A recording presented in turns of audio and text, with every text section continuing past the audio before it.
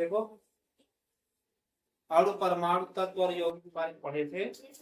ये भी मालूम है कि अणु जो होता है, परमाणु जो होता है, वो पदार्थ का सबसे छोटा कण होता है ना।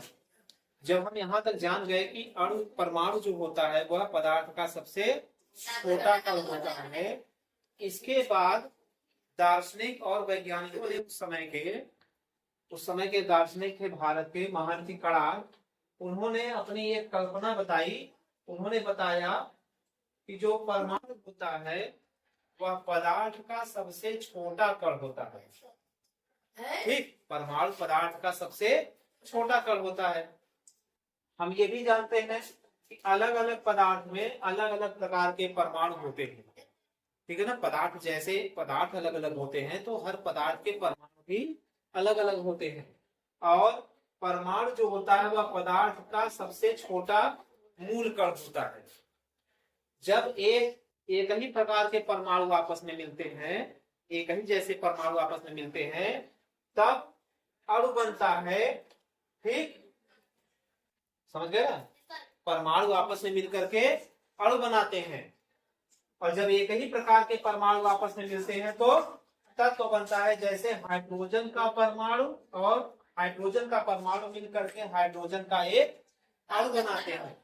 इसी तरह जब अलग प्रकार के परमाणु आपस में मिलते हैं, जैसे हाइड्रोजन का परमाणु क्लोरीन के परमाणु से मिलेगा तो हाइड्रोजन क्लोराइड का एक अणु बनेगा। समझ गए बात। चलो आगे देखते हैं। देखिए यहाँ देखिए क्या है, परमाणु सिद्धांत। परमाणु के बारे में जब हमें ये जानकारी हुई कि परमाणु जो होता है वह पदार्थ का सबसे छोटा मूल कण होता है, यह मूल कण जो है इसके बारे में दार्शनिकों ने जो बताया यह केवल कल्पना पर आधारित।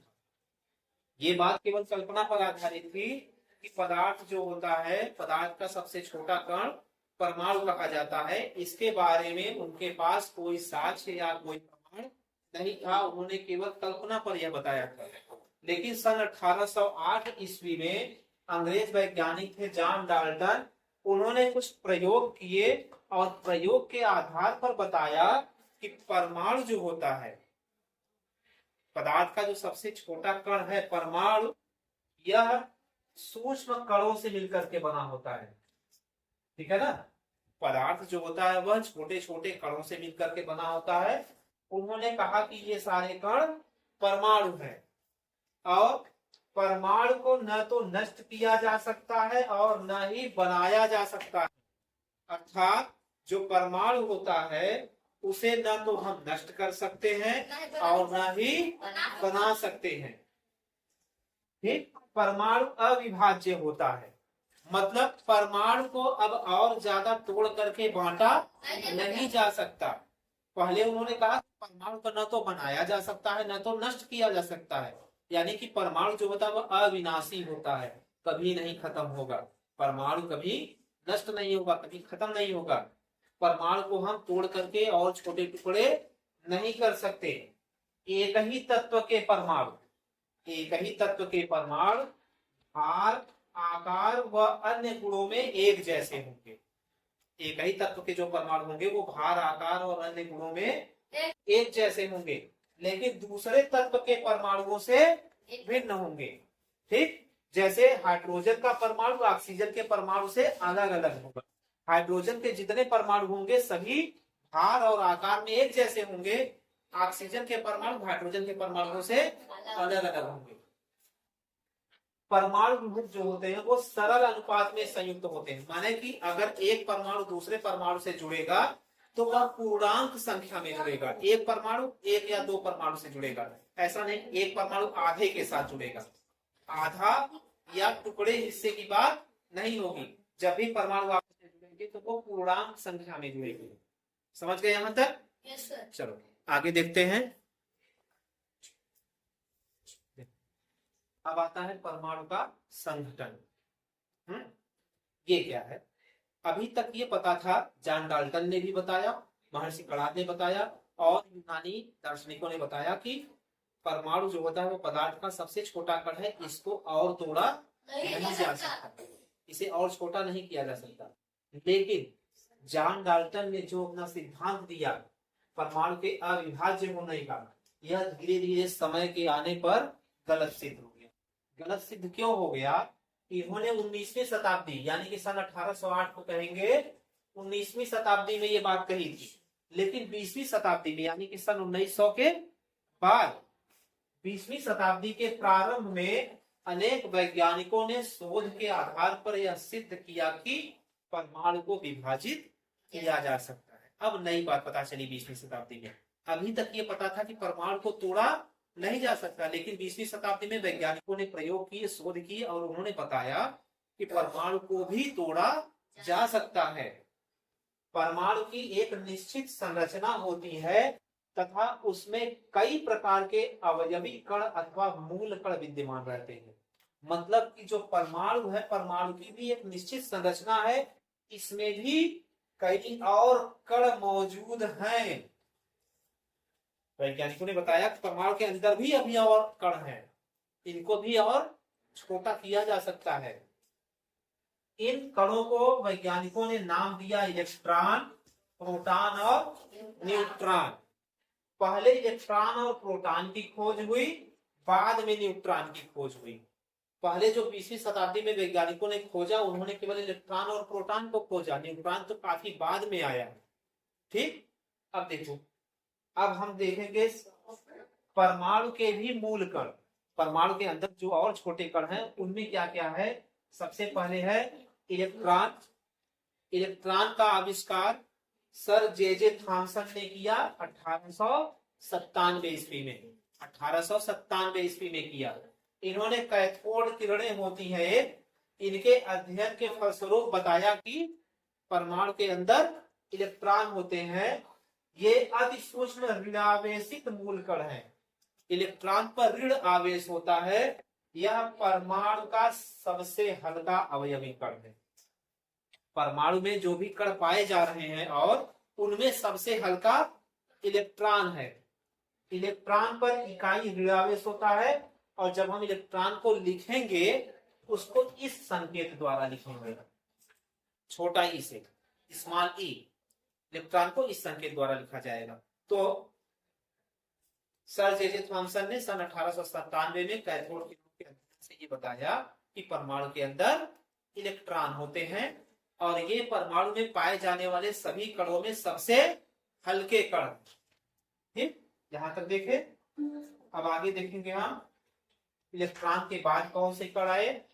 इलेक्ट्रॉन के बाद प्रोटॉन की खोज हुई।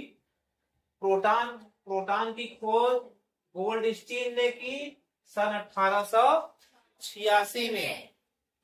1886 में प्रोटॉन की खोज गोल्डस्टीन ने की। उन्होंने खोज तो कर दी लेकिन कोई नाम नहीं बताया इसका कि ये कौन सा कण है।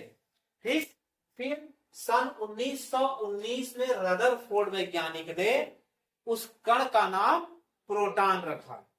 खोज तो पहले हो गई सन 1886 में, लेकिन कोई नाम नहीं पड़ा उसका। रदरफोर्ड ने सन 1919 में उस कण का नाम प्रोटॉन रखा और यह धन आवेशित कण होता है। प्रोटॉन धन आवेशित मूल कण होता है। प्रोटॉन का द्रव्यमान जो होता है वह हाइड्रोजन के द्रव्यमान के लगभग बराबर होता है। द्रव्यमान मतलब वजन। जितना वजन हाइड्रोजन के एक परमाणु का उतना ही वजन प्रोटॉन का होता है, एक प्रोटॉन का। प्रोटॉन को पी संकेत द्वारा लिखते हैं। ठीक, इसके बाद खोज हुई न्यूट्रॉन की। न्यूट्रॉन की खोज 1932 ईस्वी में जेम्स चैडविक ने की। ठीक, इसका द्रव्यमान प्रोटॉन के द्रव्यमान के लगभग बराबर होता है। जितना द्रव्यमान प्रोटॉन का लगभग उतना ही द्रव्यमान न्यूट्रॉन का भी होता है। और न्यूट्रॉन उदासीन कण है, मतलब इस पर ना तो धनावेश होता है ना तो ऋण आवेश होता है। ठीक है ना।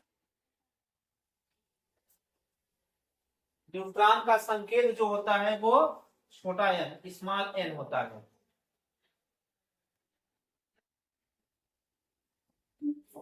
आगे देखिए ये बात।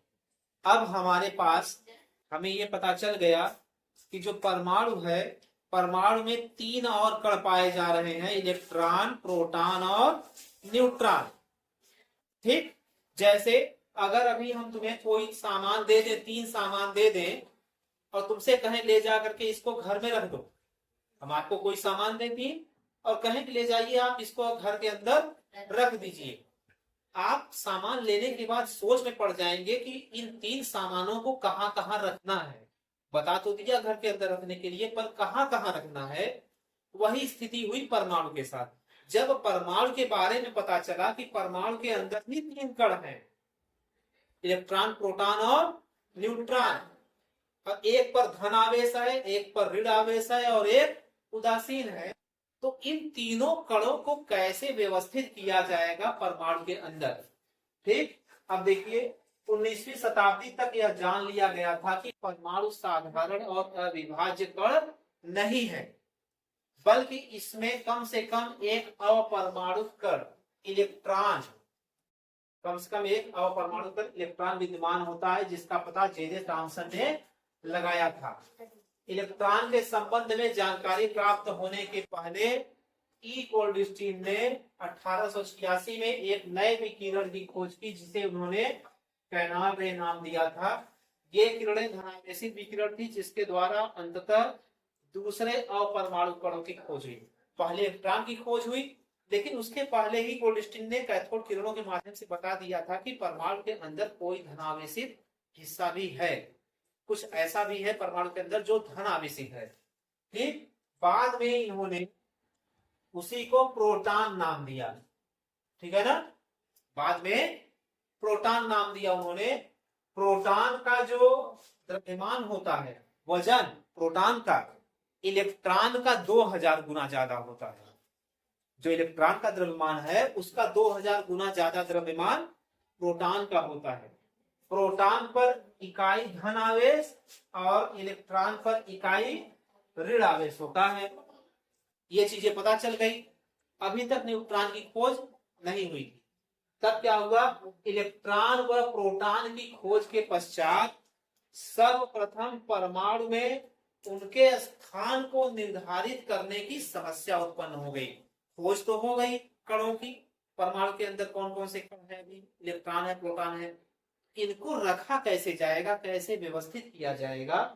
ठीक, इस पर जब समस्या उत्पन्न हुई तो 3 वैज्ञानिक थे। तीनों वैज्ञानिकों ने इस पर प्रयोग करना शुरू किया, खोज करना शुरू किया, और खोज और प्रयोग करने के बाद उन्होंने अपना एक मॉडल बताया परमाणु का, कि परमाणु ऐसा है और इसके अंदर कण इस तरह से बिखरे हुए हैं।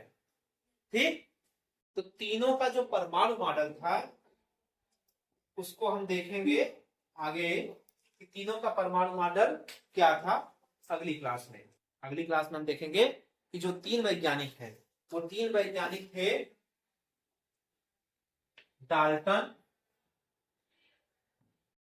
जॉन डाल्टन, ठीक है ना, और एक है नील्स बोर,